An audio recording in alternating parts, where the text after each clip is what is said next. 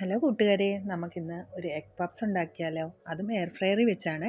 അതിന് വേണ്ട സാധനങ്ങൾ: 2 മീഡിയം സൈസിലുള്ള സവോള, നീളത്തിൽ കനം കുറച്ചരിഞ്ഞത്, ഒരു പിടി മല്ലിയില, 2 പച്ചമുളക്, കുറച്ച് കറിവേപ്പില.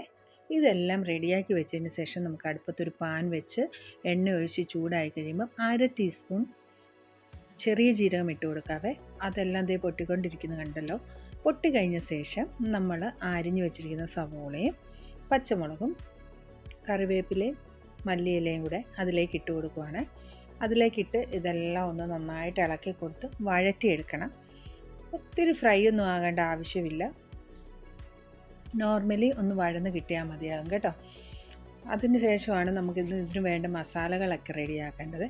പിന്നെ കൂട്ടുകാരെ, ഈ ചാനൽ കണ്ടുകൊണ്ടിരിക്കുന്ന എല്ലാവരും എൻ്റെ ബാക്കിയുള്ള വീഡിയോസ് എല്ലാം കണ്ട് ഒന്ന് ലൈക്ക് ചെയ്യണം, കമൻ്റ് ഇടണം, സബ്സ്ക്രൈബ് ചെയ്യണം. അങ്ങനെ എന്നെ ഒന്ന് സപ്പോർട്ട് ചെയ്യണേ. പിന്നെ ഇതെല്ലാം നന്നായിട്ട് ഇളക്കി കൊടുത്ത് ഒരുമാതിരി കളറൊക്കെ മാറി വരുന്നുണ്ട്. മാറി വരുമ്പോൾ നമ്മൾ ആവശ്യത്തിനുള്ള കുറച്ച് ഉപ്പും കൂടെ ഇട്ട് കൊടുക്കണേ. ഉപ്പ് ഞാനിവിടെ ഒരു 1/2 ടീസ്പൂൺ ഉപ്പാണ് ഇട്ട് കൊടുത്തിരിക്കുന്നത്. അതും ഇട്ട് ഇളക്കിയതിന് ശേഷം 1/2 ടീസ്പൂൺ ജിഞ്ചർ ഗാർലിക് പേസ്റ്റ് അതുകൂടെ ഇട്ട് ഒന്ന് ഇളക്കി കൊടുക്കുവാണ്. ഇഞ്ചി വെളുത്തുള്ളി പേസ്റ്റ് ഇല്ലെങ്കിലും ഇഞ്ചിയും വെളുത്തുള്ളി നന്നായിട്ട് ചതച്ചിട്ടാലും മതിയാകും കേട്ടോ. ഇതെല്ലാം നന്നായിട്ടൊന്ന് ഇളക്കി കൊടുത്തത് കളറൊക്കെ മാറി വന്നിട്ടുണ്ട്. ഇനി അതിന് വേണ്ട മസാലകളാണ് നമ്മൾ എടുക്കുന്നത്. പ്രത്യേക മസാലകളൊന്നും വേണ്ട, അടുക്കളയിൽ തന്നെ നമ്മൾ എപ്പോഴും ഉപയോഗിക്കുന്നതായ കുറച്ച് മസാലകൾ മാത്രമേ ഉള്ളൂ. 1 teaspoon Kashmiri chilli powder, 1/2 teaspoon garam masala, 1/2 teaspoon pepper powder, 1/4 teaspoon മഞ്ഞൾപ്പൊടി. ഇത് മൂന്നുമാണ് ഇതിന് വേണ്ട മസാലകൾ കേട്ടോ. ഇതെല്ലാം കൂടി ഇട്ടൊന്ന് ഇളക്കി കൊടുത്ത് അതിൻ്റെ ആ പച്ചമണമൊക്കെ ഒന്ന് മാറി വന്നിട്ടുണ്ട്. പച്ചമണമൊക്കെ മാറി വരുന്നിടം വരെ വേണം നമ്മൾ ഇളക്കി കൊടുക്കാനായിട്ട്. ഇത് ഏകദേശം പച്ചമണമൊക്കെ മാറിയ വിധത്തിലോട്ട് നമ്മളൊരു 3 ടീസ്പൂൺ തിളപ്പിച്ച വെള്ളമാണ്. തിളപ്പിച്ച വെള്ളം 3 ടീസ്പൂൺ ഒഴിച്ചു കൊടുക്കണം. അത് വേറൊന്നിനും വേണ്ടിയല്ല, നമ്മുടെ ഗ്രേവി നന്നായിട്ടൊന്ന് സോഫ്റ്റായി കിട്ടാൻ വേണ്ടിയാണ്. അങ്ങനെ തിളപ്പിച്ച വെള്ളമൊക്കെ ഒഴിച്ച് എല്ലാം വറ്റി നല്ല പരുവത്തിലായി നമ്മുടെ ഗ്രേവി റെഡി ആയിട്ടുണ്ട് കേട്ടോ. അപ്പം ഗ്രേവിയുടെ തീയൊക്കെ ഓഫ് ചെയ്ത് വെക്കാം. ഇതിനിടയ്ക്ക് ഞാൻ മുട്ട പുഴുങ്ങി പൊളിച്ച് അതിൻ്റെ 2 ഭാഗമായിട്ട് സ്ലൈസ് ചെയ്ത് വെച്ചിട്ടുണ്ട്. അതായത് ഒരു മുട്ട 2 പപ്സിന് ഉപയോഗിക്കാം കേട്ടോ. ഞാനിവിടെ എടുത്തിരിക്കുന്ന പപ്സ് ഉണ്ടാക്കാൻ വേണ്ടി പപ്സ് പേസ്ട്രിയാണ്. ഇത് നമ്മുടെ സൂപ്പർ മാർക്കറ്റുകളിലൊക്കെ അവൈലബിൾ ആണ്.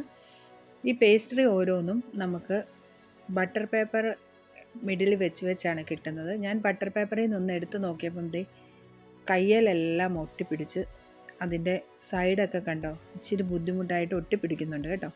അതുകൊണ്ട് ബട്ടർ പേപ്പറിൽ വെച്ച് തന്നെ നമുക്ക് ഇത് മടക്കിയെടുക്കാവുന്നതാണ്. ഇതിൻ്റെ ഫില്ലിങ്സ് വെച്ചിട്ട് ഇങ്ങനെ തന്നെ വെച്ച് നമുക്ക് മടക്കി എടുത്ത് നല്ല സെറ്റായിട്ട് കറക്റ്റ് ഷേപ്പിൽ കിട്ടും അപ്പോൾ കേട്ടോ. പിന്നെ ഇത് ഞാൻ പറഞ്ഞല്ലോ എയർ ഫ്രയറിൽ വെച്ചാണ് കുക്ക് ചെയ്യുന്നതെന്ന്. എയർ ഫ്രയറിൽ വെച്ച് കുക്ക് ചെയ്യുമ്പം പ്രീ ഹീറ്റ് ഒന്നും ചെയ്യേണ്ട ആവശ്യമില്ല കേട്ടോ. സാധാ രീതിയിൽ തന്നെ നമ്മളിതെല്ലാം റെഡിയാക്കിയ ശേഷം നമ്മൾ വെച്ചാണ് കുക്ക് ചെയ്തെടുക്കുന്നത്.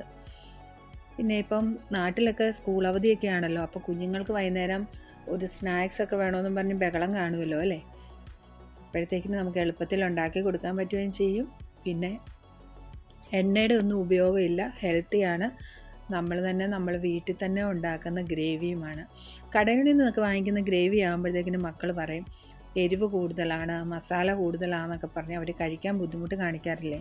ഇതാകുമ്പോൾ നമുക്ക് നമ്മുടെ മക്കൾക്ക് പാകത്തിനുള്ള എരിയും മസാലയും ഒക്കെ ഇട്ട് നമുക്ക് കൊടുക്കാൻ പറ്റും.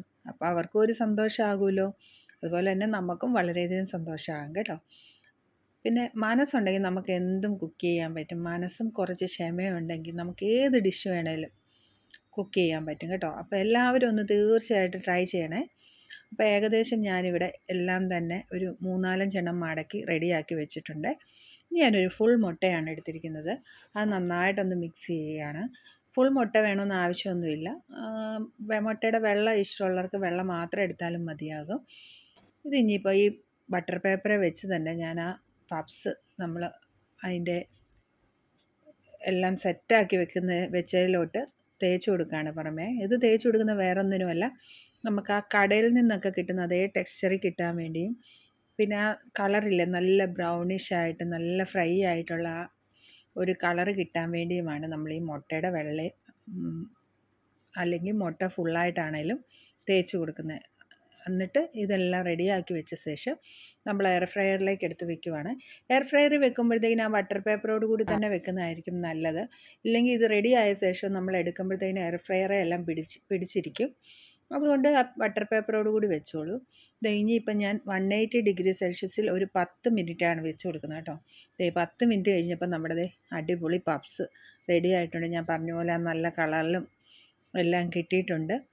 Thank you for watching. എല്ലാവരും ഒന്ന് ട്രൈ ചെയ്യണേ.